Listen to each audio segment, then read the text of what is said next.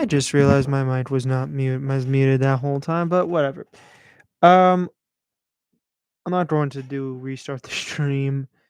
Just like other, but no, I'm gonna keep it going because I want to get it done. There's a lot to talk about. Some good topics today. Welcome to the Western Star Movie Podcast, the Wednesday daily podcast for all movies and stuff. Whatever you think about the podcast, let me know on my social media if you want. Probably not gonna put it in the link, but if you want, I can show you or whatever. But welcome to an episode of the Western Star Movie Podcast. I'm your host HJW, and this is the best and worst March movie podcast. We got a lot of other things to talk about, include some new trailers for some upcoming movies and some very interesting things to talk about with a specific super movie coming out this weekend. Um, other Wilds, obviously. But yeah. So again, if you are new, I do this every Wednesdays at 2, around 2. I'm doing it early because I want to get it done. We've got a lot to talk about. So let's get into the topic for today. And I feel like we should have done this first. Well, actually, we'll do this last. We'll do this podcast. We'll do this last. So let's get started with the first topic, shall we? And that is this. Topic number one. One of the biggest movies coming out this weekend is that of. Let me see if this thing will raise and will stand. Let me just. Okay, right there. One of the biggest movies coming out this weekend is the Super Mario Bros. Movie. Now, I'm not going to lie. This is a risk movie. Like, whenever you're talking about a risk, it's always like something interesting where you're pushing the boundaries to make a movie happen. And with this movie, they're clearly doing that. They want to make a franchise, they want to make a cinematic universe. And this movie was very anticipated for many people because of the fact that. Hold on a second.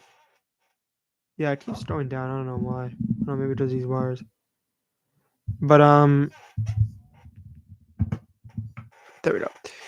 But many reasons why this movie was so anticipated is because it's an IP everybody knows, and it's from a studio that made tons of lovable films from audiences with Minions, Illumination, and I was really excited for this movie, honestly, because of the fact that I'm not really a big Mario fan. I know it's one of the most, it's the most, I think, sold. I think it's still the most sold IP of all time. Like I think that's where it is. I think we're at that area where it is, I think, the most sold IP that's out there in all its glory. And the voice cast got a lot of criticism because you have Chris Pratt voicing Mario, and Chris Pratt does not sound like Mario at all. So that was something that, could have gone well, could have gone great. But then early screenings came out and said it was an enjoyably fun time at the movies. So I was really excited, and I think I'm seeing it tonight, Wednesday, because I don't have classes tomorrow or Friday. I would go Friday, but I think I'd just get this one over with because there's a lot on my plate this weekend. And I was curious and interested because Illumination's made some interesting movies, but they've made some pretty mediocre films. Not terrible films, but just mediocre ones and not as good films. Well, the reviews, as of today, yesterday, they have been released, and currently, as it stands right now, the Super Mario Brothers movie holds a 53% with 111 reviews on its website right now. Let me rephrase that. A 53% with 100 reviews. So what that means is Whenever a movie has over 100 reviews already on the critic side, that means a majority of the critics who would review movies on Rotten Tomatoes have already seen the film. And the majority of the people have said that it's just not that good. I mean, you can check it out right here. Out of the 111 reviews, 59 of them are fresh and 52 of them are rotten. And versus the top critics, 28 of the top critics have said, or the 28 top critics have said that 13 of those critics, those top critics, gave it a fresh review and 15 gave it a rotten review. And they already gave it a consensus where it says, while it's nowhere near as thrilling as turtle tipping your way to 128 lives, the Super Mario Bros. Movie is a colorful, albeit thinly plotted animated adventure that has about as many Nintendos as Nintendon'ts. Okay. Now, let me just say right off the bat that this movie was going to have, my opinion, a little bit of a stretch to hold. Why is that? Well, many of the reasons is because they have not made a really superbly good movie. I mean, Illumination's known for their very average films.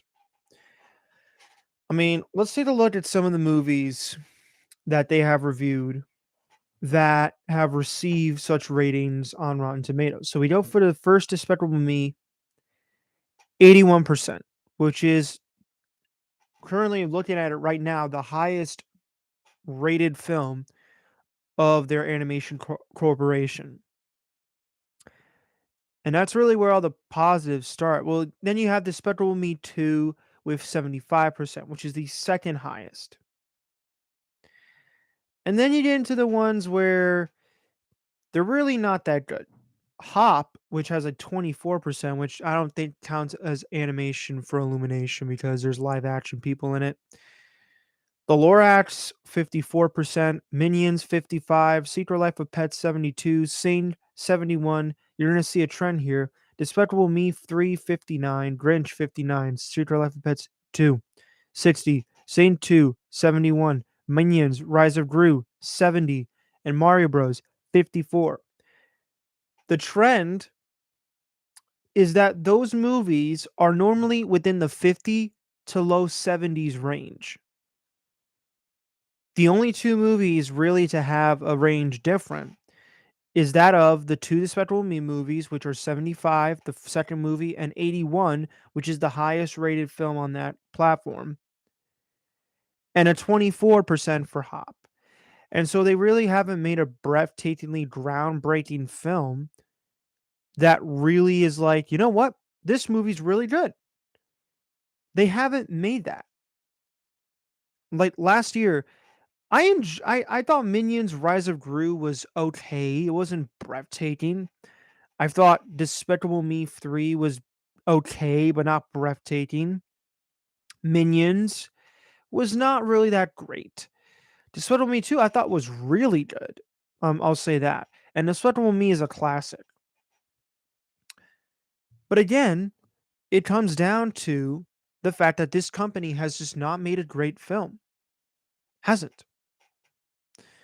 Whatever. That's just me.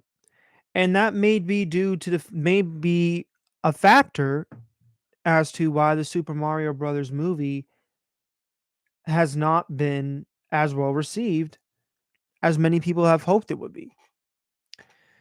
I don't know. That's just me. Question is, what do you think?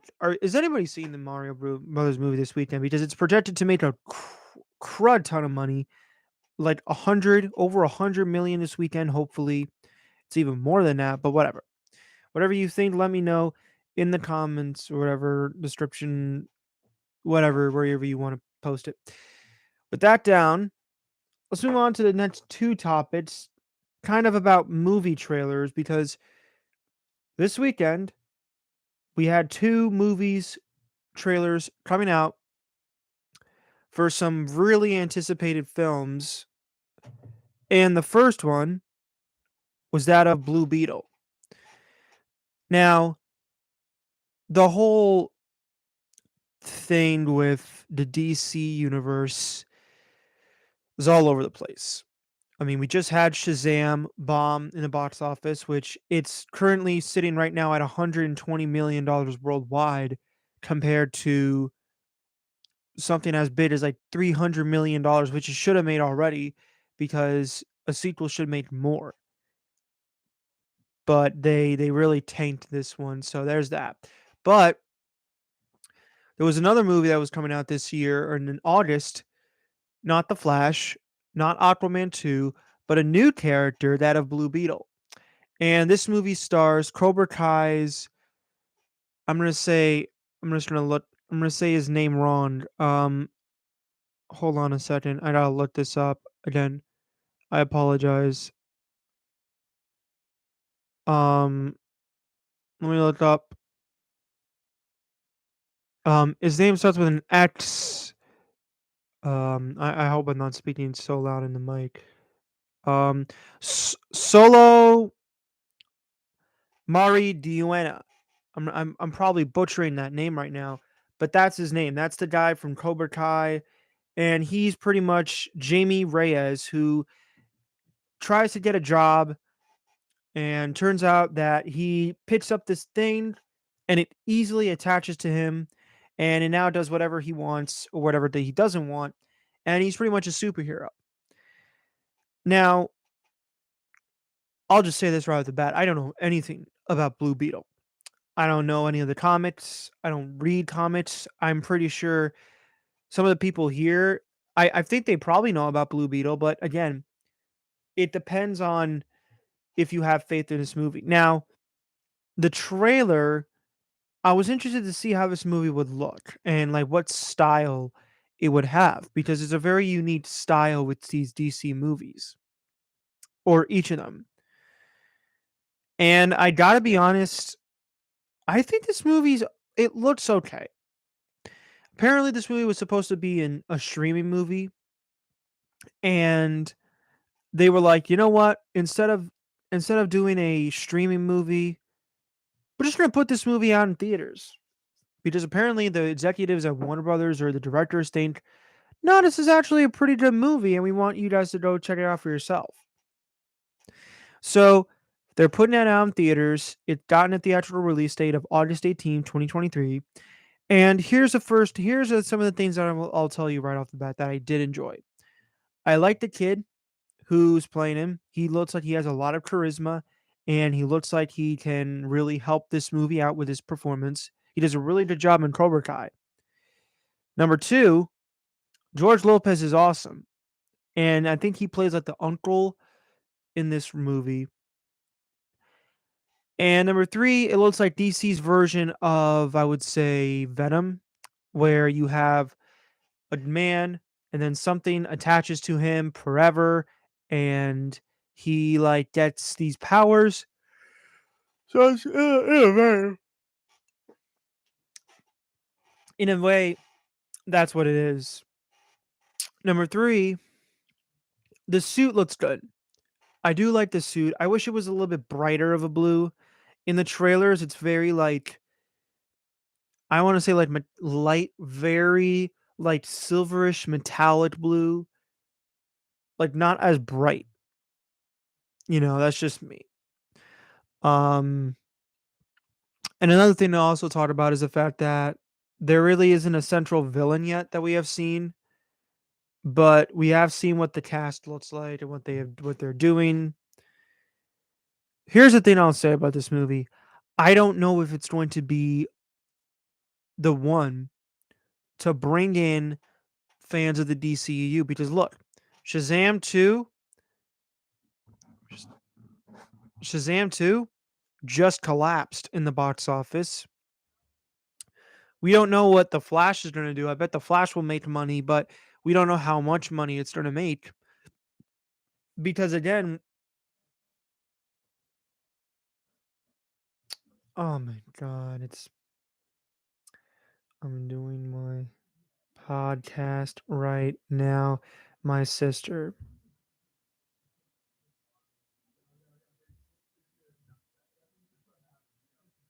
I just realized I didn't do that. Okay, she knows. Um, but anyways, going back to the topics that I was talking about. Um, hold on a second. Yeah, I don't necessarily know if this is going to be the one that bring people back for DC fans because this is apparently the first movie in the DCU, not the DC extended universe, the DCU with gods and monsters and stuff. So again, I don't know. There's one shot in the trailer, honestly, if I'm being realistic, that looks really really awful CGI, and it's a shot where, if you know what I'm talking about, it's kind of going over his face, and the CGI face that's there, it doesn't even look like the character. It looks like a completely different human being. And so like I'm very interested to see what they're going to do with this. But I'm interested. I'm curious. Question is for everybody else. What do you think of this Blue Beetle trailer? Do you think it's going to be a hit? Do you think it's going to suck? If they were going to put it out on streaming and then they decide to give it a theatrical release date, that means it's really good. So there's that. All right, that's out. Let's move on to the next trailer, shall we?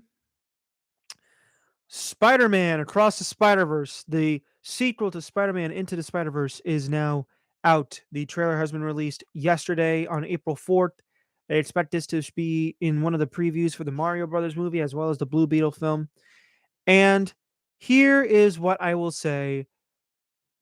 Well, let's just talk about the trailer. So, the first trailer premiered in December and this movie is coming out in June 2nd. And if you guys don't know, this is a sequel to the first Spider-Verse movie that came out in 2018 to great reviews and a modest success at the box office. With this movie, there's more spider people, and I imagine there's going to have to be a bigger budget because there's a lot of animation into this film. But the question is, how is the second trailer going to be? Because the first trailer was a little bit like weird. It gave us flashbacks of the first movie and then like a small scenes of what the new one's going to look like. But here is the actual opinion. So the trailer pretty much shows that Miles Morales is, he wants to be Spider-Man, but like there's this one guy, Oscar Miguel's character 2099, Oscar Isaac's voice actor, who I don't know, doesn't like this guy, and now he's being hunted. It's weird.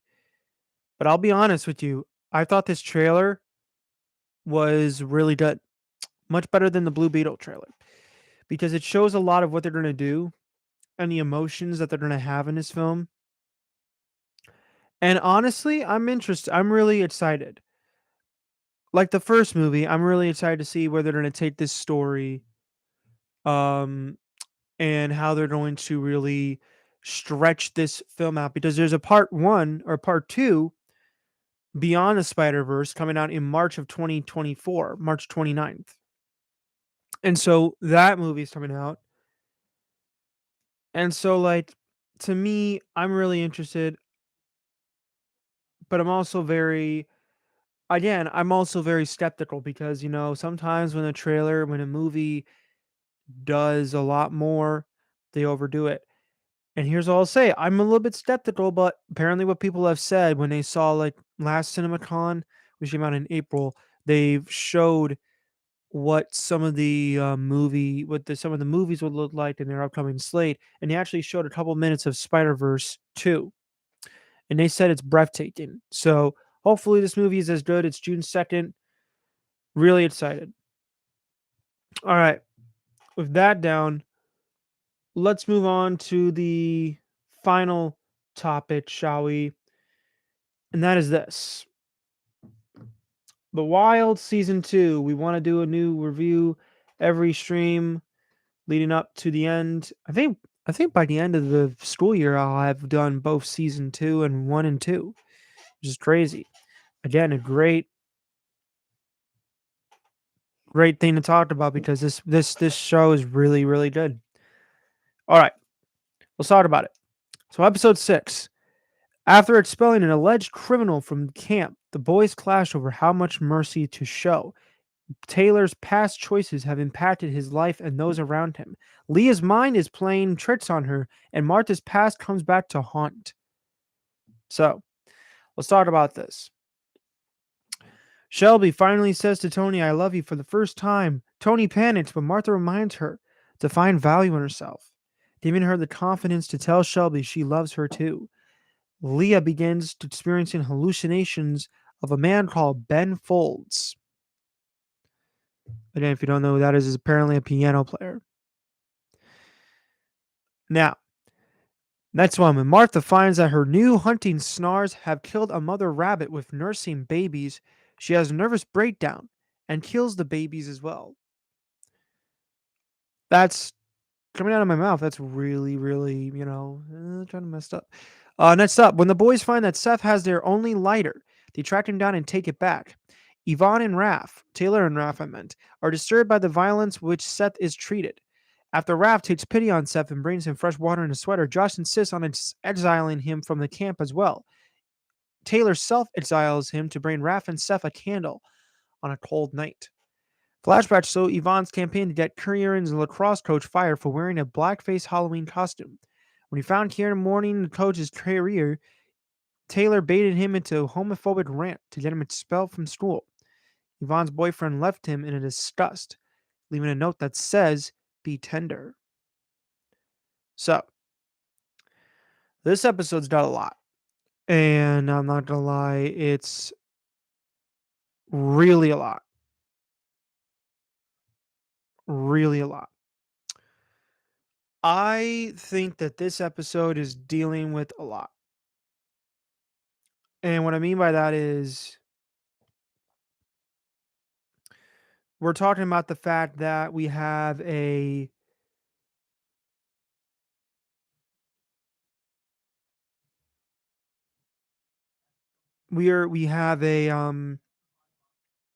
certain topic that's going around with this show, and that is the fact that look,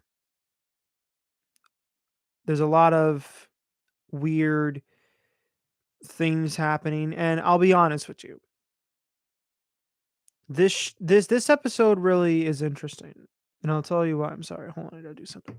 And I'll tell you why this episode's interesting. Is because there's two sides of this where we have Martha, her past is coming back where she's like, she used to love animals, but then she had to kill one for food. And that kind of comes back to haunt her because now she's like, oh, I killed a rabbit and a baby, and I'm a monster. And so that's weird. She has all these now she's now having these panic attacks. We're also seeing that Leah is now suffering hallucinations of a childhood crush she's having right now of Ben Folds. On the other island, we see that Seth is dealing with the fact that he has been exiled and that nobody's caring for him right now, and it's a struggle. We're also seeing that um what's his face? Taylor is now dealing with the fact that, I just realized why I don't like Kieran is because I did all this to really make him angry, but now I lost the one person that really did care for me. So there's a lot of emotion going around. There's a lot of really setback. And this episode kind of a little bit bothered me a little bit because of the way that it kind of flowed. It didn't flow fast enough. It didn't flow slow enough. It flew really fast a little bit scenes. And then they kind of forget about it in a little bit. So I would give this one episode. I give it up to 7.5. And we're starting to get into the episodes where it's like, okay, now I see why this show was canceled because season 2 didn't perform as well. But that's all subjective opinion. Oh, there's Addie. All right. Let's get into the real topic, shall we? And that is this. April, which means it's time for a new ranking. It is time to reveal or to talk about this year's best and worst movies of March. Gotta pull up the list. Okay. And see what I talked about with my ring. All right, there we go. So, obviously, we've had some interesting movies come out this March. Some movies that disappointed, some movies that absolutely did great, but more likely, it was a much better month of March than what we had with, I would say, talking about something like February, where everything we had was just mediocre to passable. We haven't had a good month, in my opinion, at all. But we had a good month this month because March had some really, really good movies that came out, and I'm really, really excited to talk about them. Um, so let's get into a show. And like I say, when I do these rankings every month, these are my opinion. This is my list. It's not yours. If you have a list, that's great. I don't mean to harm the people that make their lists. I'm just saying that to me, these are the movies that I would rank and how I would put them in a specific order. Well, let's get into it. So waste no time. Mm, mm, wow. All right. So coming in dead last for the worst movie of the month and possibly the worst movie of the year and one of the worst movies of all time is that of Children of the Corn. In seventh place, I've seen 7 movies in March, new releases in March. I have yet to see 2, but I'm going to do this ranking anyway because I might want to talk about those 2 during the week. So in that stream. But Children of the Corn, this movie is terrible. The the everything about this movie just streams. This is a streaming movie. Not even streaming movie. This movie should be put on a stream on a channel, like a movie channel, like the Sci-Fi Channel or whatever. This is apparently a Shutter movie, and this was supposed to be a Shutter movie, and then we're like, you know what, we're gonna put a theatrical 18-day window on this movie. And I remember it was $9 a ticket, $9.99 a ticket, and it was an awful experience. So I mean, the acting's the first just everything about this movie doesn't work. The acting in this movie is terrible. The script is really hilariously bad. The attempts at vibrance don't work. This is a very dull movie. It's a very low res movie. The the special effects and the CGI are terrible. They are really bad.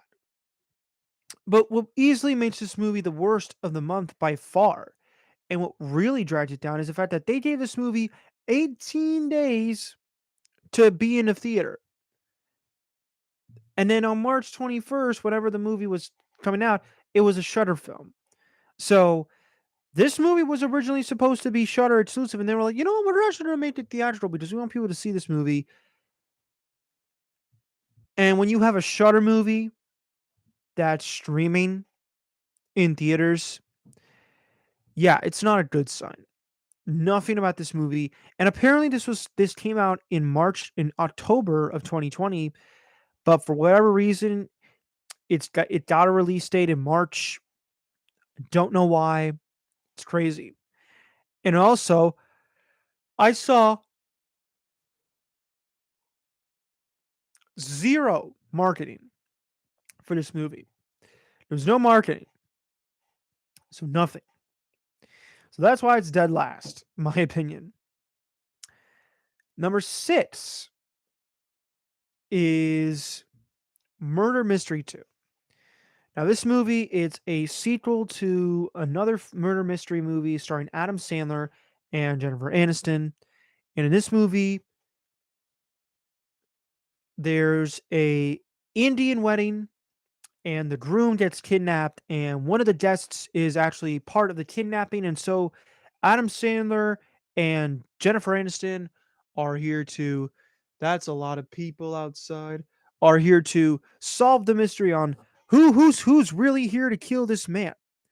And so I didn't see the first one.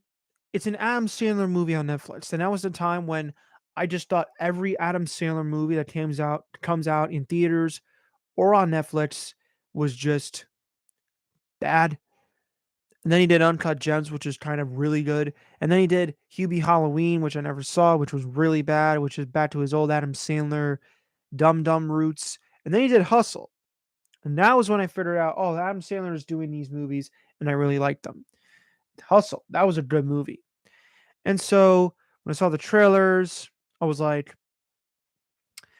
this movie's not going to be good. And I'll be honest with you, it's passable, but it's not good. Like the first 20 minutes of this movie are so like not funny, boring, bland, go nowhere. But then when the mystery starts happening, it's like okay, things are happening, but it does those Adam Sandler things where it's like those Happy Madison tropes where you have this unnecessary humor and it just feels so out of place. There are some funny jokes in here, I will say that. The jokes work, but there's not enough mystery with our characters to give us an idea of like, okay, these are pretty much legit. Now, again, I have not seen the first one. This is a sequel, but I just, I don't know. Wasn't a good movie, and I'll stand by that. All right. That was number 6.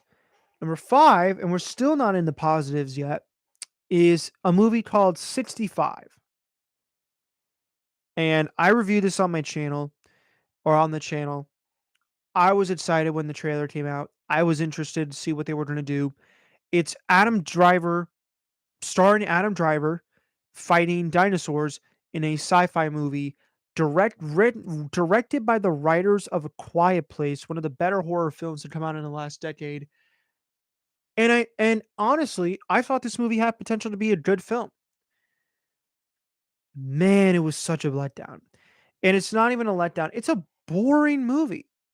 I almost fell asleep in the theater at 1 o'clock in the morning or in the 1 o'clock in the afternoon, and it's an hour and 33-minute film. When I'm sleeping, that's not a good sign. But the movie is boring.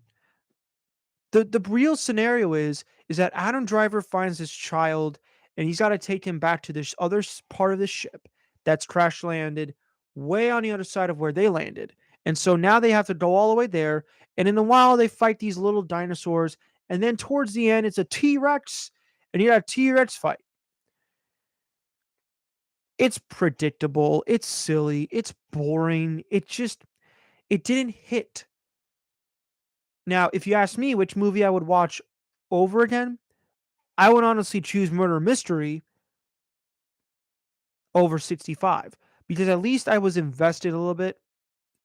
65 I was never invested, but the reason why I like 65 more is because when the action happens, it's interesting and it gets to that point of, okay, I understand that this is the movie you should have made. But when it gets to the walking, when it gets to the slow moving drama, it just doesn't work. So 65, fortunately, wanted to love you. You just didn't hit the mark. Next up, number 4. We're still not in the positives yet. Wait a minute. Hold on a minute. 1, 2, 3, 4, 5, 6, 7, 8. Oh, crap. Forgot one movie. Okay. So 8 is Children of the Corn. 7 is Murder Mystery. 6 is 65. 5. Now we're in the 5. So we're not even in the positives yet. We're at number 5. Number 5 is Shazam, Fury of the Gods. And again, this is a movie that really should have been better. They had the same team. They had the same writers, the same director, same cast. with a few extra ones. You got Helen Mirren coming in. You have Lucy Liu, and you have Rachel Zegler, who's awesome in that movie. She's a great woman. She's a rising star. There's actually a girl who I normally see here that looks exactly like Rachel Zegler, and I'm not going to say who, but I'm going to tell her after. But this was a movie that had a lot of debate, and I'll just say it right now: the movie didn't look good. The marketing for this movie was not justice. The whole situation with the DC universe being reassembled, being recasted, cancellations, it did not look good. And this was the first movie to be released during that time. And it showed you that people are not ready for this DC universe because this movie tanked. And I'll be honest, and I'll just say it right now, the movie wasn't great. I think it's okay. I'm more frustrated because this is the same director who did the first movie, and the first movie is amazing. And I talked about this with Anthony and Issa, who by the way is the one that looks like a little bit of Rachel Zeidler. But I talked about this with no, because Issa left to do something. So I talked about it with Anthony on his stream, on the Anthony and Issa's stream. By the way, shout out to those guys. They made me go on their stream once again to fill in for Issa because she was late. She was doing something. I forgive her. But yeah. But I was talking with him about how Shazam is one of the better, it might be my favorite DC movie of all time, and how they really need Shazam to be good and to really make a lot of money. Because man, this movie tanked, and it's here are the things that I said in my review that I liked about the movie, and I'll say them again, and how I feel about the film. It's got its moments, it's got fun, it has good performances, but there's too many characters. There's very recognizable action sequences. The action sequences in this movie are really disappointing. Lucy Liu's performance is really over the top. And if this movie was not focused on the Shazamily, and it was still Billy Batson dealing with the fact that he's now a superhero, this could have been a better film. But as it stands, it's just a movie that struggles to maintain its message. The tone of this movie is all over the place. It's just a very convoluted mess. But again, I had fun with it. I watched it and I said, you know what? This is actually a pretty okay film. Does that mean it's a good movie? Doesn't mean that. All right. Now we're getting into the better movies with number 4, Scream 6. I've seen this movie twice, and both times I felt the same way. This is a fun film. This is a very good film, enjoyable time at the movies. Just not a great film. The last Scream movie I thought was really good. I thought it was a much better movie than this new Scream is. And again, here are the reasons why. It has the great performances are great. The the kills in this movie are brutal. The story feels good. And you have all these the New York City setting really kicking in. My issue or my issues with the movie is that there's definitely some moments where people die or get stabbed, so you have to suspend your disbelief a little bit. There's some moments of hammy performances, but the last 20 minutes of this movie really make you question, okay, so if that's the killer and those two are the killer, then who was the one that did this to that person because they look really strong? How can it be that person? It doesn't make sense. Um, there's also some weird dialogue moments that go nowhere. They try to do this. They do this forced romance with Jenna Ortega's character that I have no idea why they did it. I don't know why they needed to do it, because they wanted me like, oh, Jenna Ortega's, one of the best actresses in the world right now. She needs to have a relationship in this movie. And it's a guy, it was with one of the guys that his girlfriend literally died to, got shot in the brain, and then 6 months later, he all of a sudden has feelings for this woman. It's like, really? Really? So I enjoyed the movie. I think it's a good film. It's better than any of these other movies I just mentioned. And that's that being said. So Scream 6, had a great time at the movies. Can't wait to see it again or watch it soon. Number 3 is D&D, Dungeons and Dragons Honor Among Thieves. And I'll just go back and say it. I like this movie a lot. Apparently, as of this recording, it's my third favorite movie of the year. And what's interesting as well is that the top 3 movies of March are also my top 3 favorite films of the year as well. So let's talk about why. So Dungeons and Dragons, this movie I had no hopes for. I'm gonna be honest. Again, I was like, when they announced this movie and they showed people the first couple of trailers at Comic Con, I said this movie's not gonna do well, and It's not that the movie sucks. It's because we don't know how this movie is going to do with critics. But my God, this movie was amazing. I went to a theater, packed theater, early Amazon showing, and it was sold out. It was nothing but Dungeons and Dragons fans. And I gotta be honest. I gotta go to the city more to get better reactions because the reactions I recorded or I memoed, voice memoed, were great, and I send them to a guy who puts them on his channel, and he credits those people for reactions. I sent him my Avatar yet. I don't know if he's gonna do Avatar yet, but I sent him my Bad Boys. I sent him my Scream 2022 reactions. I sent him my Black Panther reactions. So there you go. Um, but again, this movie went with the comedy route and it did great. The comedy in this movie works. The action is filmed really well. The story is great. It uses the runtime of those 2 hours and 14 minutes great. I would say the problem with this movie, the issue that I have, is that the villain kind of is he's a villain. It's a witch that wants to rule the world. So I don't think that it was fleshed out that much. Um Also what's interesting about it is that was the first time in my life I ever tried Jollibee chicken. And might I must say that's the best fried chicken I've had ever. It's so good in the city in Times Square. It's on the right side or whatever. I don't know where you would go if you go on Grand Central and you walk outside and you see like all the buildings next to you on Times Square and all the movie posters on the building next to you, it's on that side. It's on the right side. So there's that.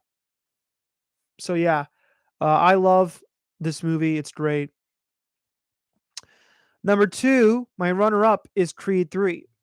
And I know there's people in the rooms over there that have seen Creed 3 that have said they love Creed 3. I love Creed 3. It's amazing. It's greatly filmed fight sequences. Michael B. Jordan's story works this time around. I would say it's the better than Creed 2, but probably not as good as Creed 1. I still think that Creed 1 is the best.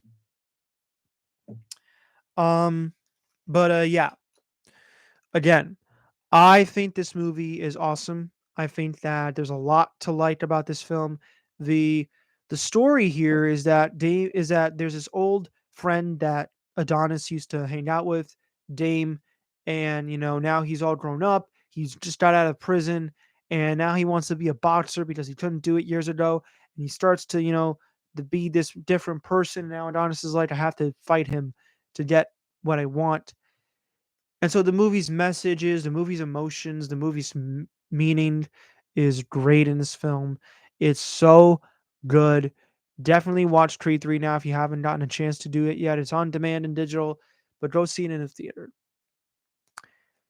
And with that down, the only movie left that we haven't talked about yet is my favorite film of the year so far.